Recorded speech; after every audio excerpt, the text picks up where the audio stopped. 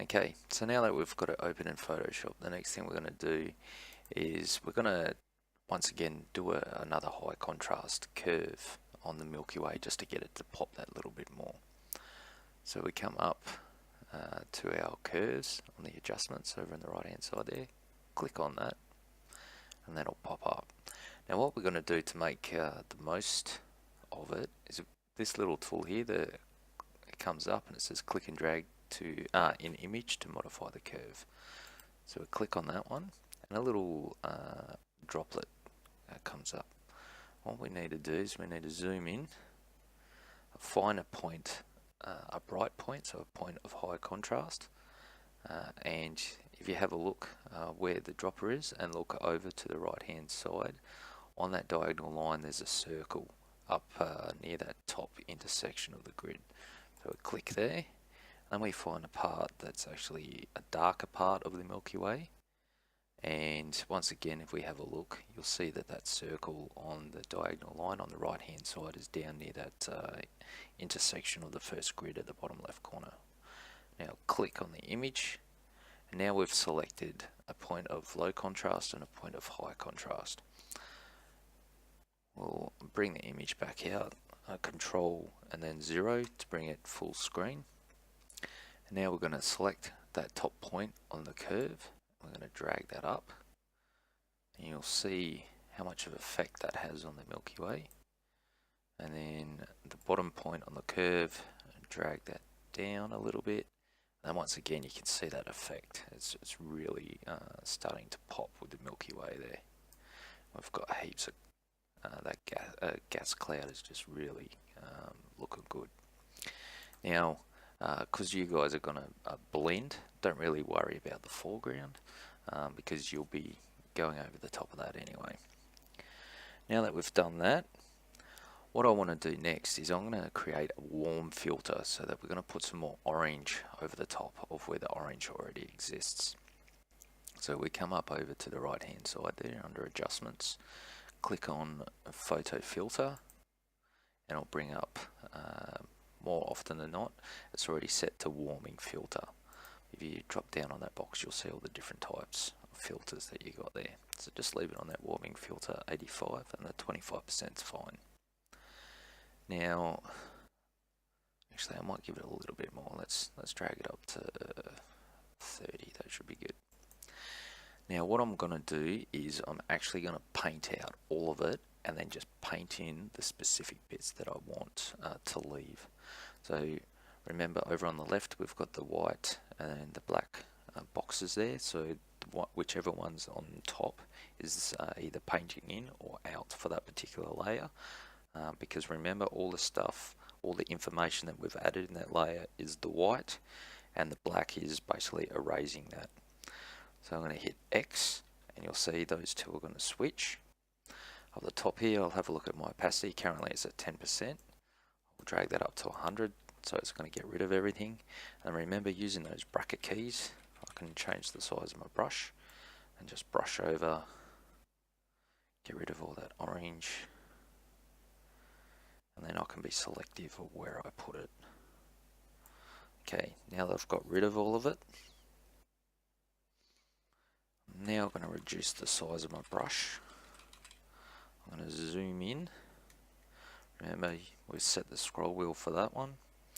A space bar to get the hand tool up and then drag your image so that that gas cloud is right in the middle there. Now I'm going to hit X so the paintbrush is now going to apply the effect. And I'm going to paint in over the areas. So adding that orange on the areas which are already got the orange tinge to it. I'm just going to enhance that. Now how much you want to add, you can change the opacity to your brush. So say you don't want that whole amount added, you know, drop it down to 50%. Just add a little bit up the top here, and then down the bottom of the cloud.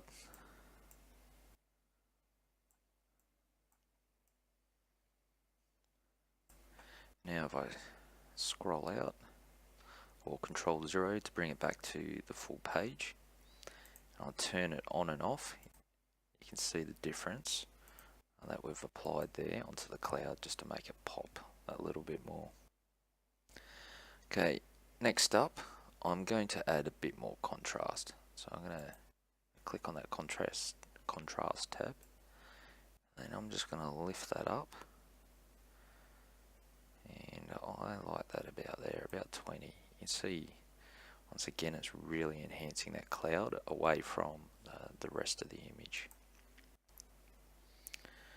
Now what I can see here is this is a bit blue around the outsides here, so it's a little bit cool.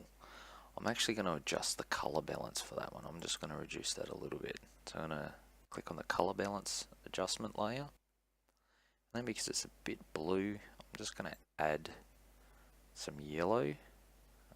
So drag it across to the left a little bit, just to reduce that blueness. And I don't mind it about there. Okay, now I've done that, let's have a look at that. Yep, I like how that looks. Now, down around the bottom of the image here, we've got some light pollution. You can see around these areas, it's fairly light in comparison to up the top here where it's darker. So what I'm going to do is I'm going to use those dodge and burn techniques that I spoke about earlier today. So I'm going to come up to Layer, New, Layer, and I'll bring up the dialog box. I'm going to label that dodge and burn.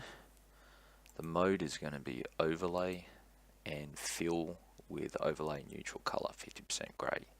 Click OK. Once I've done that, I'm already on the brush, so that's good. Now remember, we only want to have about a 5 to 10% opacity on the brush when we're doing things. Otherwise, we're going to add too much too quickly, and it's potentially going to look pretty bad. So I'm increasing the brush size here, and I'm just going to brush along here, darkening it, and just balancing it out a bit better. You see it's basically evening out the light pollution for the rest of the sky. And then I've got a little bit going up in the top left corner here as well. I'm going to darken that, and same on that top right corner. Now if I turn that off, you can see the difference that's made in reducing the effects of that light pollution. I'm actually going to give a little bit more down the bottom left there, but I'm only going to make it 5%. If I can select 5%, there we go. And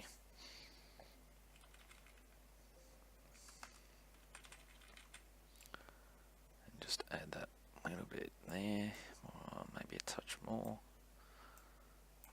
Alright, and that's balanced that out.